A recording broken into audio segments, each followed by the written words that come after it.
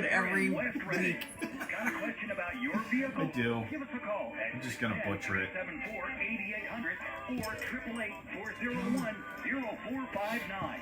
So let's get started with Idle Talk from King's Auto. Oh, there we go. Okay. So we're back on Facebook. You can navigate out to Facebook on King's Auto Repair and look for King's Auto Repair.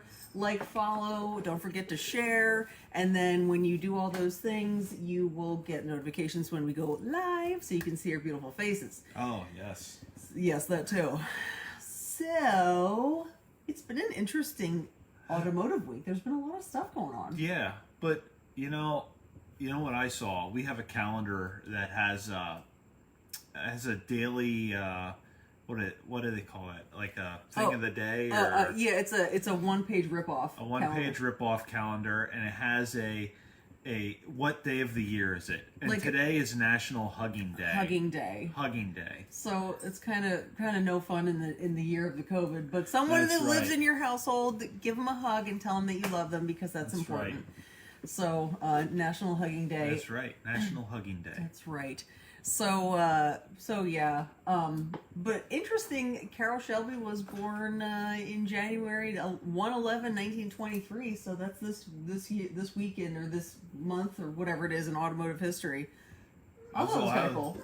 Yeah, I mean that would be coming up on 100 years. Yeah, 1923. But it is the He would have been 98. Yeah, but it is the 21st day of the 21st year of the 21st century. Whoa, mind blown. What just happened? Yeah, right. I think it's kind of cool. Yeah, it's neat. I mean, I every time I wrote the date today, I was like, 121. yeah, exactly. So it was. I was like, so yeah, I was like, well, that's an interesting date. It is an interesting date. You always have to have an interesting date. Yes. Every year. So we had talked about automotive subscriptions, and there's actually two automotive subscriptions that we kind of alluded to. One was the technology subscription. Yeah. And then there's also the automotive subscription, which is you get to drive a new car from Volvo, Cadillac has it, Audi used to have it, and so it's basically being able to drive a new car some places we're doing it every 3 months, every 6 months, every so many years or so many months. Yeah, you had a certain amount of time you had to keep it, but then you could go and cycle through and basically change cars. Right. But a lot of people, I mean, first world problems, they had a problem switching in personal vehicles, items between vehicles, and having COVID the COVID pandemic hasn't helped things, and people are commuting less. So this subscription is kind of going away. It's not really. Yeah, they're finding out that it's not working. It's not really that feasible. Now Cadillac was still doing it, but it was $1,800 a month. $1,800 a month. But you could drive whatever you wanted. Well, it's still a lot of money. I mean, I knew Cadillac Escalade. I know I've seen the prices are quite a bit of money. Yeah, they're kind of pricey. Last thing I knew, they were over $100,000. It's crazy. $100,000 for a car, and I know that sounds like a lot, but I remember my grandfather telling me when he bought his 56 Chevy 4-door. And it probably cost him probably $2,800 in the 50s. That actually would have been a lot because and not that many years after that, you think the 60s and 70s came along. It took a while till the price of a car reached the price of a house. Yeah. And now prices of cars in the last 20 years have skyrocketed. Mm-hmm. And I feel like such an old person, well, that car is as much as my first house, But it is. But it is. It is. There's a lot of people that it's more than their house. Well, okay, so Cadillac, just looking at this article, Cadillac, you could do 2,000 miles per month, but they could drive up to 18 different cars in a year. That's a lot of changing cars. It's more than one a month. My gosh. Yeah. And you could get the ATS-V, CTS-V, CT6, XT5, the Escalade. I mean, that's a lot of variety. That's a lot of switching cars. I can Yeah. see how that would get old. Yeah. I mean, I would be on board if it was like every 3 months or so. You could rent one. You could rent a car for less than that. Probably. Yeah. Yeah. You On could a probably monthly rent, basis. rent a car on a monthly basis for less than that, and Yeah. not be stuck in all those crazy parameters. Yeah. But Volvo is still doing it. Now, Audi was doing it, and they were actually calling it Audi Rental versus whatever kind of fancy name they had for it. Now they're calling it Silver Car by Audi. So the tagline here, USAudiSelect.com, all of the power, none of the responsibility. I mean, who wants responsibility, right? Yeah. Yeah. Exactly. Yeah. So anyway, so they're kind of moving away from this because it didn't seem super feasible, especially for these like really high-end high-end cars. But then also when we started talking about this, there is the technology subscriptions that like high-end German vehicles are still doing. So namely the Mercedes, and they call it the Embrace, MBRACE. And essentially what that is it's buying, after the first 5 years, you get to purchase this additional technology. So remote start, connect features, lock unlock, this thing they call send to Benz, it's and vehicle monitoring. So it's about $100, or it's $200 a year. Yeah. But that's just for like the base. And then you could upgrade and an additional this, an additional that, $18 a month and $20 a month. It's a lot of money. It is a lot of money, especially if you buy an expensive car like this and you want to drive it for more than 5 years. Yeah. It's a lot of money. I mean, we buy a car, we drive it until the wheels come off of it, and then we hope we can drive it a little bit more. I mean, honestly, that's what we do our cars. So anyway, we just thought we'd update.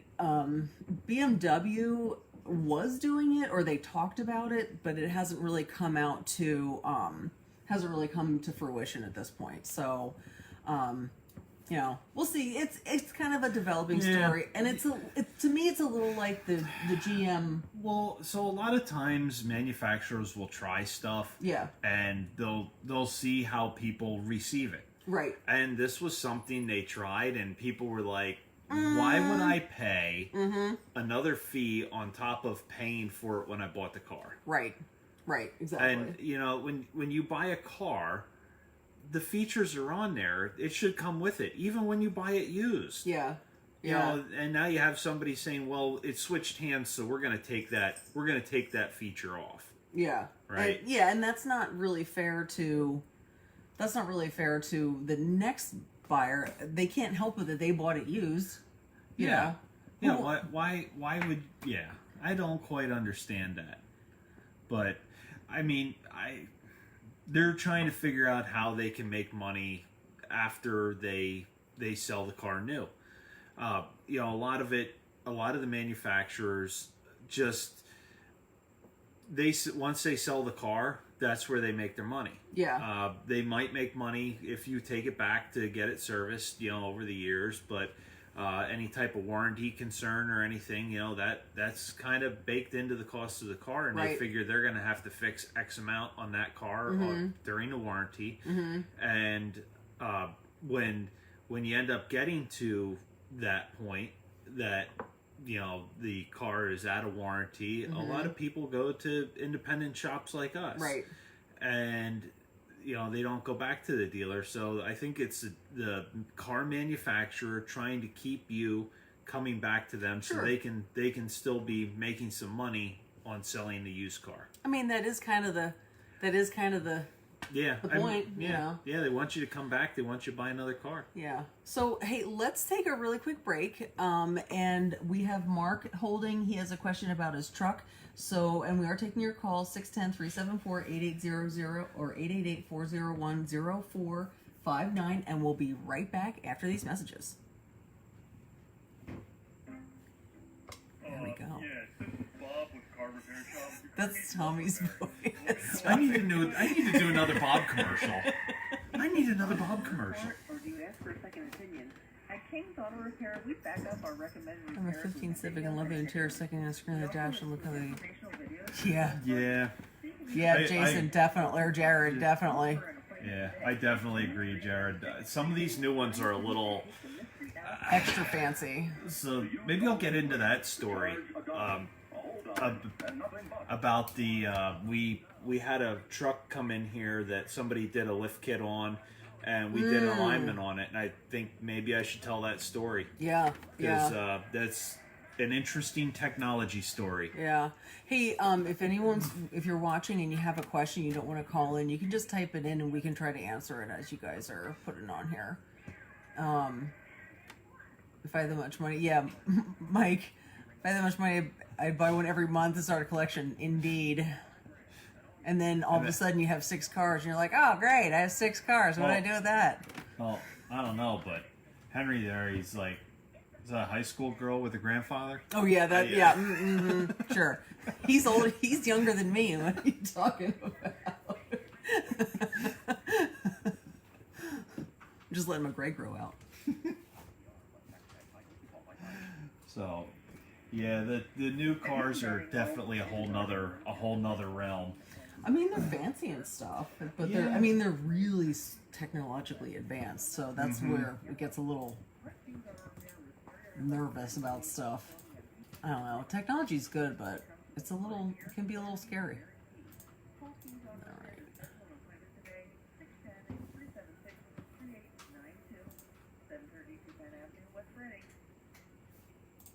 Ooh, that's us. Back to Tom and Ashley with Idol from King's Auto Repair. And we're back. Thank you so much for joining us. I'm Ashley. And I'm Tom. And we are going to take a call from Mark. Has a question. Hi, Mark. Hello, how are you? Good, good. What's Good. going on? Yeah, I just wanted to first say thanks for the program. You guys are great, and I learn a lot every time I listen to you. Oh, thank you. Well, hope other people do the same. I hope so too.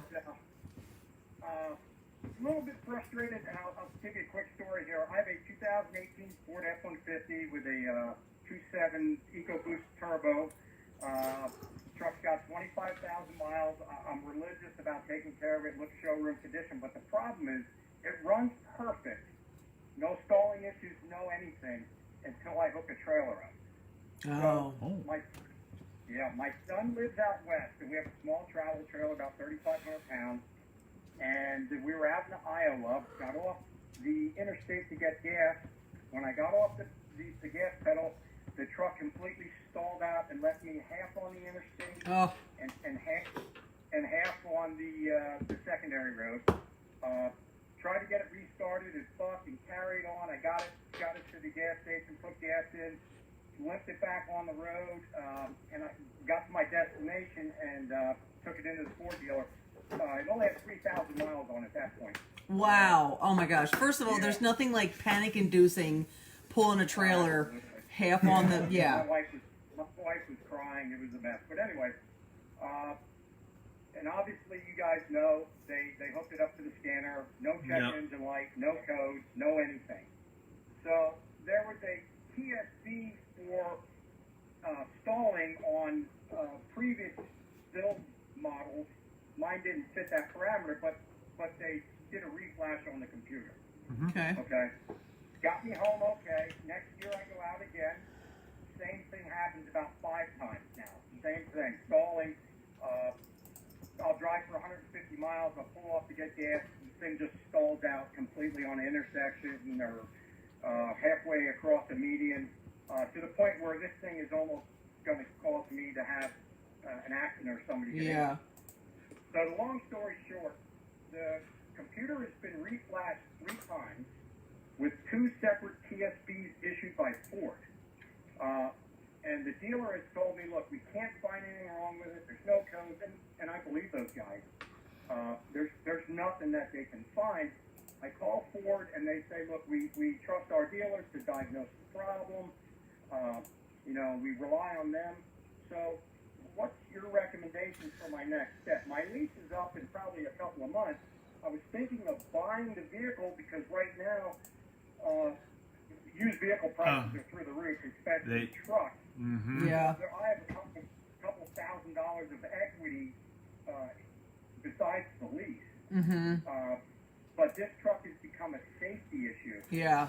Would my next step be to file a complaint with the National Transportation to try to get some type of recall issued for this truck? And if you go on the forum, it's loaded with exactly what I said. I mean, people are complaining of the exact same. I don't know if it's a fuel pressure problem once it gets below a certain point. Since it's a turbo, it runs a lot hotter. It is, the Okay, I have a couple questions.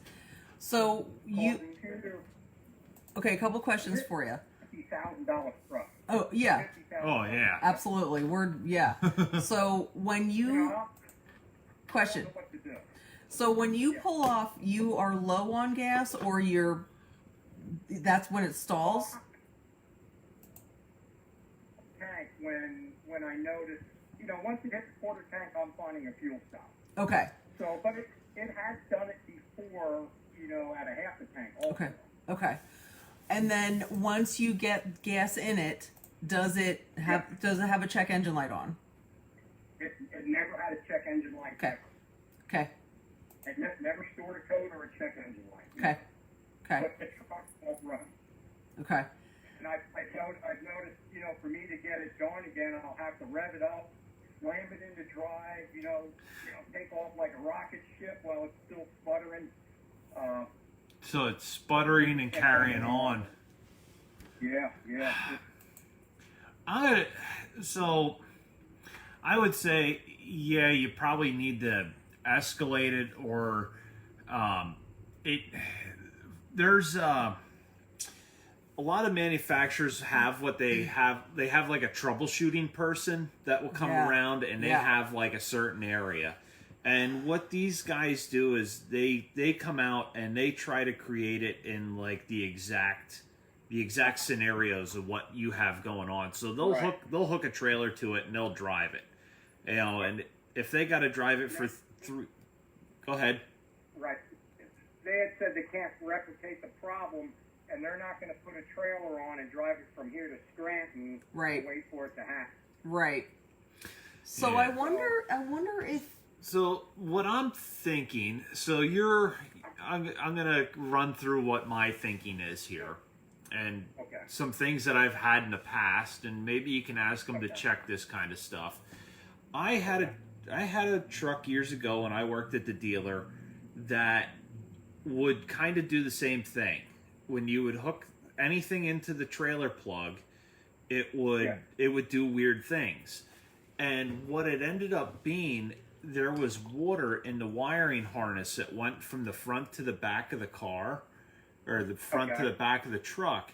And when you would be on the brakes, the energy going through those wires was enough to interfere with the fuel pump. That's crazy. And it was enough to interfere with the fuel pump, and the truck would shut off. Right. Okay. We got the water out of the wiring harness, and it all stopped. How do you get the water out of the wire harness? So we had to open it up and kind of like drain it out and reseal it. Drain it out, right? Yeah. Okay. And now that was kidding. something weird that we had happen. Now that you're saying that it's sputtering, there's another thing that, and I don't know, this would happen on the older Ford engines and not necessarily on the newer one like you have, but the ignition coils. Occasionally you would get a bad ignition coil that instead of firing the electricity into the spark plug, it would actually go back through the wiring and into the computer. Like it would short, and it would short the computer out. And you never got any codes out of it, Never got any codes. Never- Only while towing. Yeah, it would. Well, these would happen just so, like under a hard load or something like that, and it would misfire, and it would shut off. But it wouldn't be a bad enough misfire that you would notice it driving. Okay. Okay. So that was one of the other things that used to happen to them. Now, I don't have a whole lot of experience with these engines, but Right. that would be where I would be kind of looking, because if you're towing a trailer, it has to, and it's never done at any other time, it has to be something tied in with that wiring, would be my assumption. You would have to dig into, there's something that is energizing while you have the trailer on, and after a certain amount of time on the road, it stalls. Right. Yeah. Right. So Yeah, I'm not too confident about getting this resolved. And just a follow-up to that, the TSV that Ford issued, so they're aware of the problem pretty much. That's what that means, correct? So Yeah. what stands between that and a recall? that's an excellent question. Usually, for a recall, the National Highway Traffic Safety Board gets involved, Right. and they tell them that, hey, there is a problem with this, and Right. you need to fix it. So it has to escalate to a certain number of vehicles falling under certain parameters are having these same kinds of issues. So it's an aspect of scale. So if there's X amount of vehicles that are produced and Y amount are having this issue, then they decide, okay, let's do a recall, but they can't do a recall if they don't know what's wrong. So Right. what you're actually doing is probably helping them a little bit with bringing it in, and then you being patient and saying, hey, Sure. there's something going on here, giving them the whole story, like all the oh wait, hold on a second. Just keep doing going. all Just keep going. I'm just Googling He's here. Googling.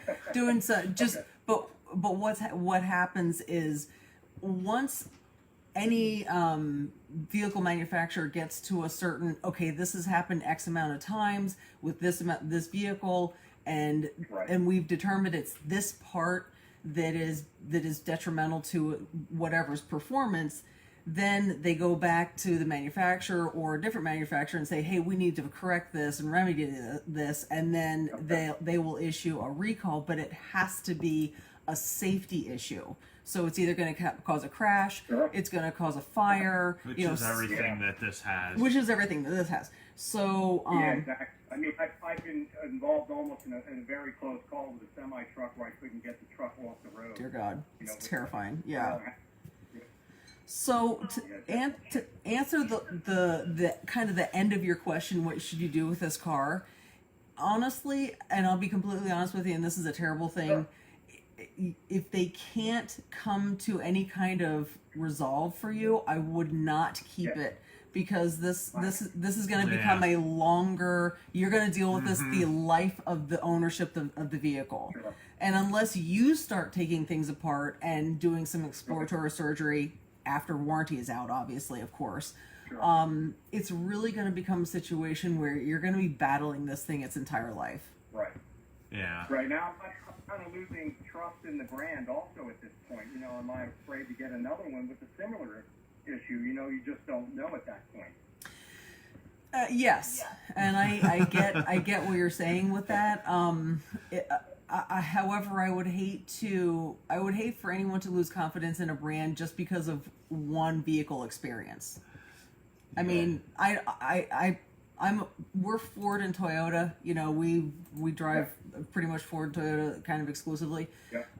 And yeah, there's been issues with my little Fiesta and, you know, that kind of stuff. But if you like the vehicle, you like the brand, and you keep going back to it, I don't think that, I mean, these guys are working constantly. They have engineers that work on this 24/7. So I don't know if losing confidence in the brand is something that really you want to explore. I mean, the good thing is you're leasing it. So that's kind of a plus.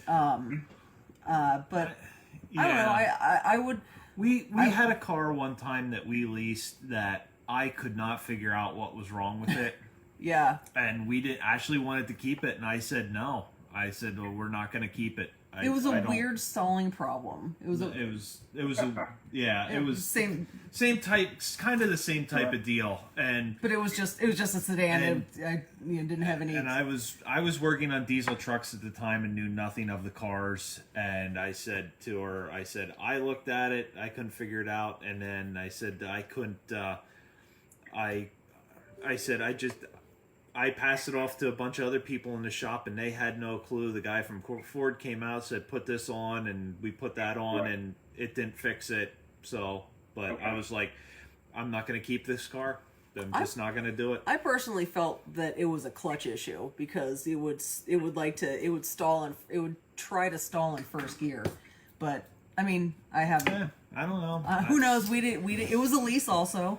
And and it was just we just said okay, we're just not going to do this again. So that's when I got my Mustang. So yeah, and I see all the stalling problems on the internet, and everybody says about them, and they have the bulletins to update the computer, but obviously there's something else going on. Yeah. Right. Yeah. That I off the top of my head I don't know, but that would be your next thing. Would take a complaint to the NTSB. Yeah. Okay. They would be your next place to complain. Have you escalated to Ford corporate? Well, I talked to I called Ford corporate, and they pretty much referred me back to the dealers. Okay.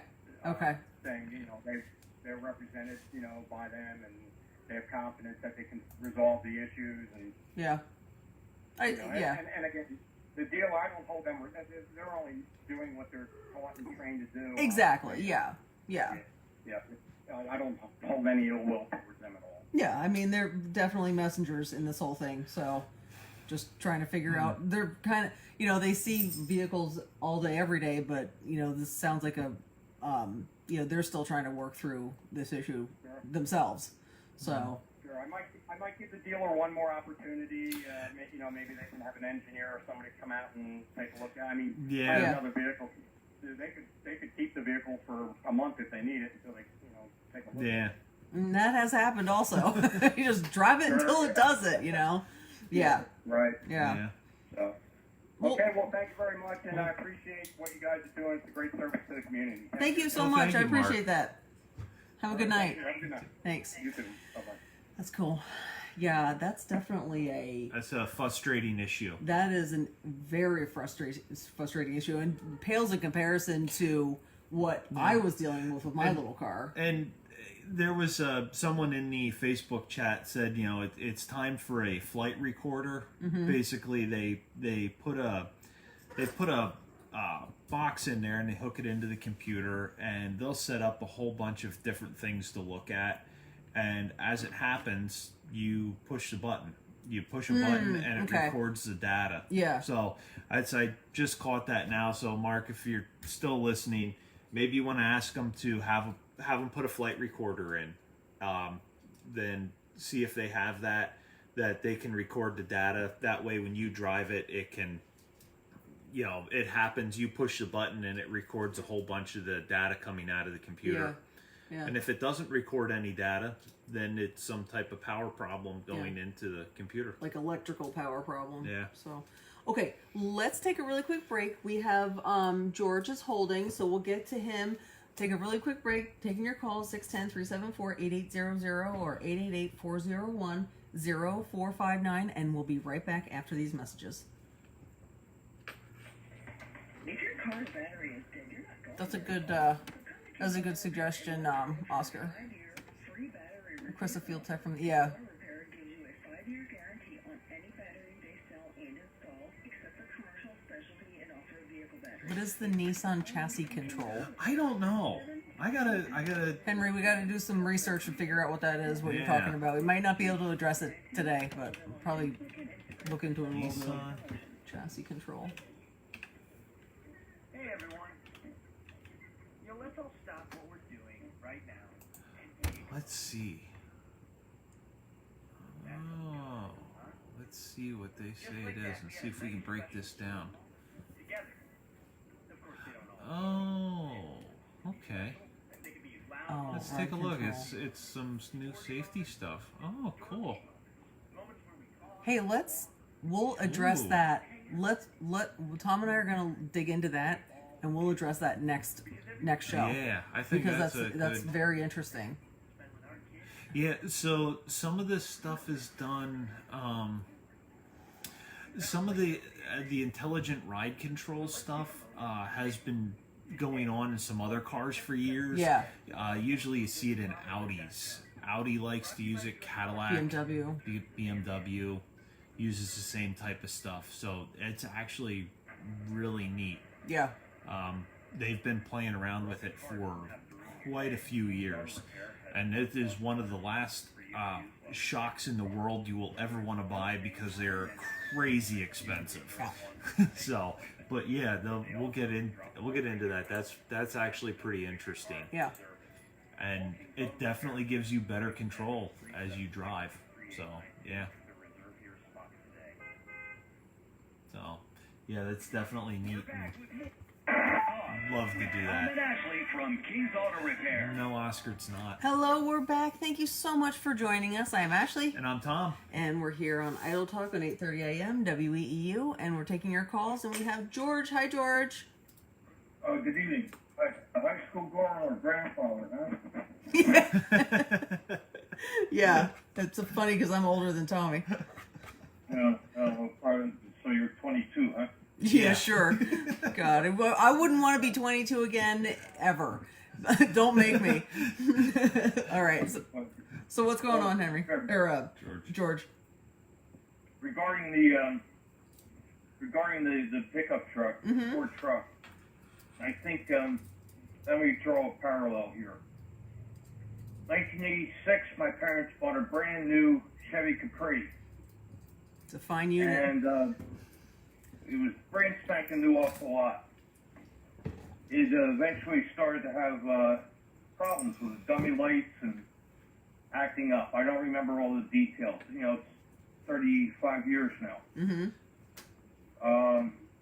My mother, being a typical German, kept detailed notes. My father, being a typical German engineer as well, was able to provide mechanical descriptions with the detailed notes my mother kept. One thing led to the next. They were able to get all their went to arbitration with GM under the Lemon Law. And they were able to get all their money back minus, I don't know, 25 cents a mile. Okay. And I think they only had, 3,000 miles on it. So 25 cents times 3,000 or whatever it was. Yeah. The GM bought the car back. So my point is to look at a possible Lemon Law purchase buyback. So the Lemon Law has really evolved since the 80s. And just as technology has evolved since the 80s, the Lemon Law is exceptionally difficult to prove now. In Pennsylvania, it's tough. Yeah. I It's- mean, in some other states, it's easier than here. But Pennsylvania, it's hard. It's hard to get the Lemon Law, and I will say a savvy dealership will definitely curtail that. Absolutely. That they won't have to buy it back. well, Let's say. So what'll happen is if you just say, for example, this is happening, and it has to be within certain very strict parameters, less than 12,000 miles, less than 12 months of ownership. What will happen? So the dealership itself doesn't have any. I've had a Lemon Law issues. Is the dealership will buy the vehicle back, and just to make the owner happy. And then they won't have that I had a Lemon Law or there was a Lemon Law claim with my dealership. So generally what will happen is they will do whatever they can to not have a Lemon Law. However, And that's what they were doing with my parents. yep. But it is very difficult to prove. Yes, it was very difficult. I won't deny that. Yeah. I'm not disputing the difficulty, nor am I disputing the changes of the law and technology in 35 years. Mm-hmm. After all, I changed in 35 years. The other thing with a lemon law is it has to be the exact same thing and exact same repair I think it's three or more times. Yeah. That's what was happening with, Yeah. with their 86 Capri. They went to several different GM dealerships, whether it was Chevy or Oldsmobile, whatever the case might be. It was all GM. Mm-hmm. They went to, a dealership nearby in our hometown. We went to one up in the Poconos. They went here and there. Whenever the dummy light came on, Yeah. and the car started acting up, that they took it in the shop, couldn't find anything, just like this guy with the truck. Yeah. Yeah. So I'm proposing a possible avenue Keep it. up through the lemon law if it fits. Yep. Well, with that, you just have to. It's up to the owner to be really detailed, as you were saying, with notes and what they've done and what was happening and that kind of thing. So, What does the chassis control do on the Nissans? we're gonna we want to do some more digging about that. So we'll get into it, but it doesn't. Yeah. It looks as though it's kind of newer technology, so I don't know if it's. It looks a lot like some stuff that Audi uses, and which has, and GM used, and I think GM called it MagnaTrack. They used it, and it started kind of in the 90s, and it was a kind of an expensive technology. Some higher line cars have it. But I think what it is it's starting to, like, the technology's starting to come down and be a little more affordable. So, and manufacturers are looking for this. It's this Nissan, for everybody listening here, it's a Nissan chassis control is what it's called. And it's to kind of help balance the car out as you're going around corners, and also provide automatic braking and some other items here. I had to look it up. I don't know a whole lot about it, so We're gonna do a little bit more research about it and probably talk about it and that the development of those kinds of things next week, for Thanks sure. for your time. Have a great Yeah. evening, and I appreciate the opportunity. all right. Thanks, Thank George. you. All right. Thank you. Good night. Yeah. So, yeah, it's definitely interesting with the lemon law. It is possible, but you like George said, you have to keep very Exceptionally detailed notes. Yeah. And it has to be the exact same thing every time. And they will buy it back. I've been involved. When I started out working on diesel trucks, I was involved with a truck Don't worry. that had a lemon law on it, and the guy actually that owned it took a Sharpie and drew a lemon underneath it. And when the engineer from Ford came out to look at it, he was kind of taken aback. And he asked me about it, and I said, I don't know. This is the first time I've seen it. But evidently it had been at the dealership many times before. And we looked at it, and it was basically my first time digging into one of these diesel trucks. And I was like, oh boy, I'm going to be right on the cusp of the lemon law here. First big diagnosis on a diesel truck, and it's a lemon law one. I'm going to get blamed for this, Yay. And so, the engineer came out, him and I worked together on it. We replaced 3 parts on it, and it fixed the truck. Nice. Yeah. So we took it and drove it all over the place for about 2 weeks after we did that, and then we gave it back to the customer. And And silence. silence, it's been good since. Or is that I actually saw it driving down the road Did the you other really? day. Yeah. As And I like to was say. and that was 15 years ago. Wow. That was 15 years ago, and I saw the truck driving down the road the other Nice. day. It's a dump truck. It's a little. Oh, it's a dump. Yeah, it's a dump truck. Nice. So, yeah. That's crazy. Yeah, I saw it. I saw it going down the road. The lemon is not on the side of it anymore. But yeah, I get it. And sometimes there's a lot of there's a lot of issues with that, and you only know so much, and then the guy that builds it comes in and he goes, "Oh, Nope. Yeah. hold on, you need to be looking at this." But the other thing with the whole lemon law thing is a lot of people will jump to the lemon law. They'll say this is lemon law, but it has to be first 12 months, first 12,000 miles. It can't be anything beyond that. I mean, it could be a second or third owner, but it has to be within those parameters. Yeah. Anything beyond that, you're nope. There's not much of a chance. Yeah, no. Okay, let's take a really quick break. Taking your calls. We have about 20 minutes left, so you probably take one or two if someone wants to call in. 610-374-8800, 888-401-0459, and we'll be right back after these messages. It's always a little worrisome. Okay. So, and I'm going to research that Nissan chassis control Yeah. a little bit more because it's definitely interesting what I read there, but I don't know enough about it to talk about it. Yeah, So, I'm gonna. and actually, when we come back, I want to talk more about the lemon law thing and Okay. and maybe some and a way to work to where everybody wins. I'm gonna give an idea for where everybody ends up satisfied, I should say. Okay. I'm starting a new document here with the lemon law with the Chassis control. Yeah. I Yeah. didn't want to do that twice. There we go. So I think it'll. Oh, this is gonna be. So I was gonna say, does this mean that we're gonna be live next week I guess we are. We're from the gonna. beach? We're gonna be in Puerto Rico next week, so I guess we're just gonna broadcast live. You'll see us. Yeah. You'll see Why us. not? I mean, come on. Why not?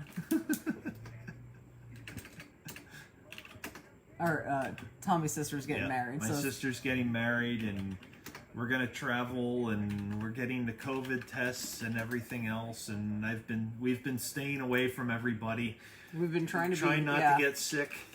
I mean, we would not normally travel out of the country in a situation Yes. like this, but Annie's getting married, so it's only going to happen once in her lifetime. So let's. You think I could win, Oscar? You think I could win going for Congress? No, Ashley for Congress. Come on, Oscar. Harry has been dealing with a car dealer. Okay. We got Harry calling. Harry. From King's Auto Repair. And we're back. Thank you so much for joining us. I'm Ashley. And I'm Tom. And we're here on 8:30 a.m. WEEU, broadcasting from high atop King's Auto Repair in the treehouse here. That's right. And we have Harry has a story about a car dealer. Hi, Harry. Hello. We're going back to 1960. Oh, man. The Chevy dealer on Lancaster Avenue. Okay, A.W. Golden? No. Before then. A.W. Golden has. Pre. I can tell you the name. What? His name isn't there no more. It was called Morgenstern Chevrolet. Okay.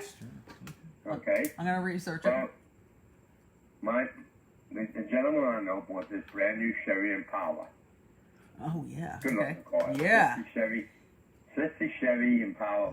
Good looking car. Absolutely. Really. Mm-hmm. So, he was having problems with it.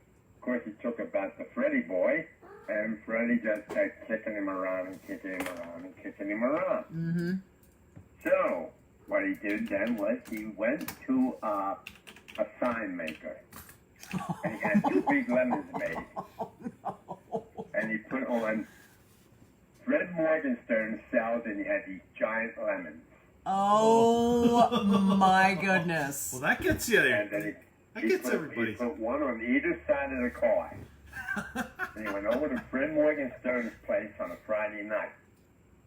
And he Oh, drove up and down Lancaster Avenue in front of Fred Morgenstern's place. So, tooting the horn so people could see his car. wow. Wow. Freddie called me and took care of the problem. Oh, my gosh. Well, that's one way to get everybody's attention. That will do it. Listen, I will tell you what I did. I went there with a Volkswagen dealer over there. Mm-hmm. I bought a Volkswagen with used. It was low mileage, okay. They couldn't repair this thing. Every time I went there, this was in the early 70s. Okay. 70s. Every time I went back, it was the same thing. This Volkswagen, when it rained, wouldn't run. Okay. This wouldn't run. It was like you going out with no umbrella. You're not going out with no umbrella if it's raining. Right. Yep. Exactly. This car would not move if it rained. It didn't care how many times they took it back. Same old problem. So they, after about 4th time, I go over this time to get it, and he said, we got it. I said, well, I hope you do. You did. And I'm driving down Lancaster Avenue, and it starts to rain. Car gets wet, and I'm back in the same old crap. Ugh. I turn around, and I go stumbling back to the Volkswagen dealer. I go inside, the guy says, can I help you? I says, yes, I want to know a question. He said, what? Don't you have any heinies in here that know how to work on a Volkswagen? He says, you can't say that. I said, I can say it when I'm paying for this. All you're just doing is, the only work you're doing is on my pocketbook and not on the car. Yeah. I said, now, if you don't have a hiney that knows how to work on this, then let me know. Yeah. Because I'm going to go out in the showroom here, and I'm going to let people know how your mechanics work on Volkswagens. Yeah. Oh, don't do that, don't do that, don't do that. Well, somebody better get this thing fixed right. And I want this car fixed within the hour. Or I guarantee you won't sell Volkswagen at all tonight. Mm-hmm. And maybe not tomorrow. So think about it now. I'm going to go sit in the car. You think of what you want to do. Yeah.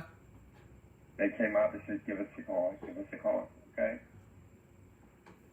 Well, they did fix it. I kept it another month. I said, time to get rid of this thing. Yeah. I don't want to take another chance. Yeah. And that's the last I saw. But sometimes these are actions you got to take because the dealership figures this way. You're not going to do anything. Yeah, and it's frustrating that people have to go to those lengths to get some. Don't pay to holler and scream. No. They'll have you arrested for disorderly conduct. Right. So you just do like my friend did that time. Put That's 2 lemons on the crazy. car, drive up and down the front, walk out at the curb, let everybody see what's going on. That is And crazy. trust me, they'll say, what's that? Yeah. And they say, you see? I had the same way. Listen, I had the same way one time with a big department store in the Reading area here on a TV set. Mm-hmm. They didn't want to come to my house to repair the TV set. They wanted me to pick up a 36-inch TV set and take it to them. Yeah, and those are. I said I paid $1,400 for this set. And you tell me I got to pick it up and bring it to you. Wow. He said, yeah. I said I'm going to be right down to the store. Yeah. And when I come in there, you won't sell no TV sets all day long. I guarantee you that. Oh my You God. give that ball to somebody else. I'm coming back. No. We'll send somebody. Nah, Good. you got it. Sometimes that's what it takes. I know. to Because get It's they frustrating. don't want to put money out their pocket if they can help it. Right. Yeah. Because for everyone that they help, there's probably 5 they gave the shaft to. Yeah, Think and about that. but that's the whole thing is if you have bad service at a restaurant, you'll tell 10 people. If you have great service at a restaurant, you'll tell 1, And that's Well, I tell everybody the same. If I go to a great place, I tell them that. If I go to a film, I tell them that. Yeah. If I go to a place that has a popular name, and the food isn't really that great. I said, well, look, it's this way. Yeah. They're an institution, I tell them, yeah? Right. They can't do no wrong. Right. My price, they're an institution, and that's the way it goes. Yeah. There's a lot of other places have better food. Food's half decent, but it's an institution. Everybody got to go to the institution because it's an institution. Right. It's not a fine restaurant. It's Right. an institution. Right. Yep. Right. Like McDonald's, they're an institution. Yep. There Yeah. you go. Well, thank you, So, Harry. sometimes. So what's up? I said, well, thank you. That's interesting. Yeah, I love those stories. Like I Clever. said, listen. Sometimes it's the only thing they understand. Yeah. Remember, I always tell people, there's people you can talk to and there's people you can't. Yep. And when you realize you can't, then you gotta do it another way that they understand you. It's a different form of communication. That's right. Yep. And you don't have to sit and curse and carry on a rant and rave. Nope. You just do the right thing and you disrupt their business Yeah. and disrupt it nicely. Yeah. They're gonna take care of you real fast and get you away from the area. That's They really true. do. That's true. right. Guaranteed. I mean it. Guaranteed. Yeah. They will come on. They'll follow you. They'll say everything under the sun. Yep. The boss will say, "Fix it. Get rid of this guy. He's cost me thousands a day."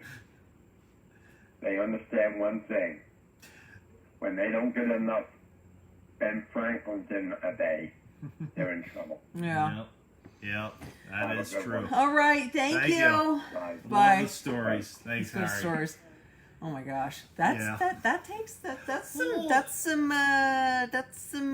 cojones to do that. Yeah. I it's, mean, yeah. but when you get frustrated enough with something and you know that it has to be right, then Yeah. that sometimes you just have to go to these drastic measures. That Well, I mean, yeah, I've heard and- stories like that, other stories like that too. So And I was. take a break. We're gonna take a break. Yeah. Okay, I'll tell We my should- story when we come back. yeah, we'll take a break. We probably aren't going to take any more calls because it's coming up on the hour. So we'll take a break and we'll be right back after these messages. Have you been driving home in the dark and noticed your headlights don't seem as bright as they once were? She's pro people and anti cat and dog. I like kitties and puppies. No, she doesn't. Oh, she doesn't. Kitty, yeah. Yeah. She's mean. She's basically Yeah. mean when it comes to other critters, other four-legged critters. Yeah, she does not. She has other critters. She loves people. That's why So she lives yes, here. we could say say Pippa for Congress, except there she just tried to bite me. So she really just wants me to shine the laser pointer is what she really wants. Good.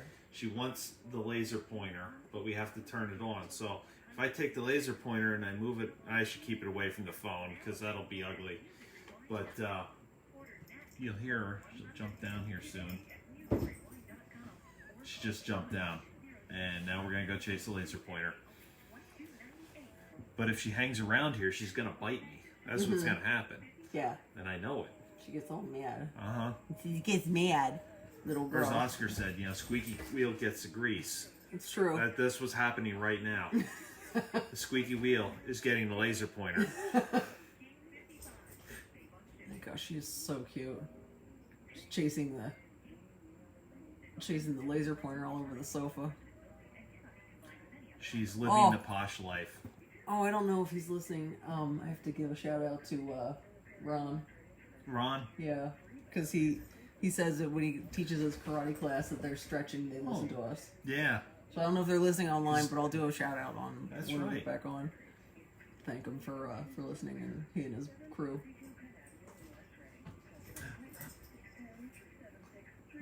She's loving it. We're back with more Idle Talk with Tom and Ashley from King's Auto Repair.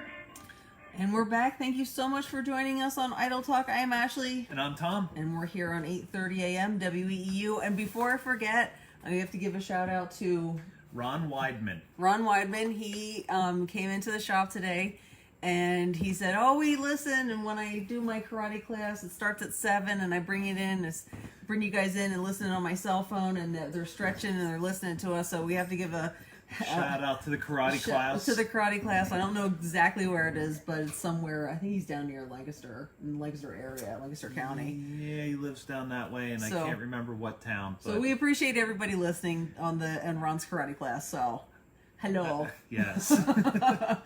So we're coming up on the end of our show. Yeah. This went really fast. Yeah, Oh my well, gosh. that was absolutely nothing on the topics we had online aside from there, the very but, first.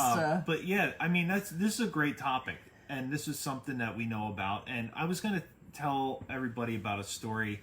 I have a friend that had You a Jeep. do? Oh. I have one friend, and he called me up. He had bought a Jeep Cherokee a couple years ago, and it was having a lot of transmission issues. Oh, and yeah, it had yeah. been back at the dealer many times, and he's like, I like the car.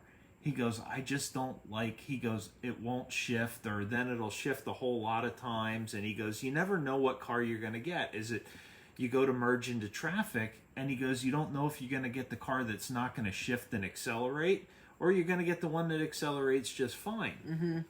So he had it back to the dealer a whole bunch of times, and he was expressing his frustration to me. And he goes, I keep making payments on it. And he goes, they've had it for a total of 30 days now. And I've been in a loaner car for that whole time. But this was like 30 days over multiple visits. Okay. So he had actually had it back, he said, 20 times. So basically told him to call the 800 number, explained to him that he really liked the car and that he really wanted to keep it. And they actually came out, sent a guy out, they fixed it. They paid for a couple months of his couple months of car payments, and took care of a whole bunch of other stuff for Wow. him, and gave him all kinds of stuff. But when you're having a problem like that, always go in with the honey. Yeah. Being nice to everybody, and Yeah. you're gonna get a lot farther. Yeah. Okay, that's our show for tonight. Bam, it's done. All Yep. right. Thank you so much for listening. Be nice to everybody. Be nice there. Wear your seatbelts and have a lovely, lovely, lovely weekend. And we'll see you guys next week. Thank you. Good night.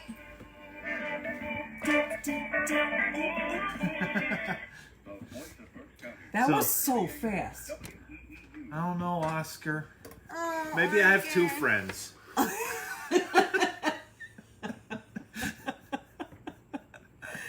Oh, hi everyone. See? See, I wasn't sure if you were listening on how you were listening, Ron. So So, yep, you guys got the shout out on the air tonight. Yeah.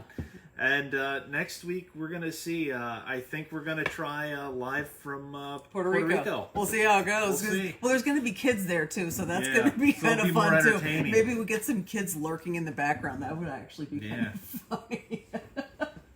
All right. Good night, everyone. Thanks for Thank you. watching. See ya.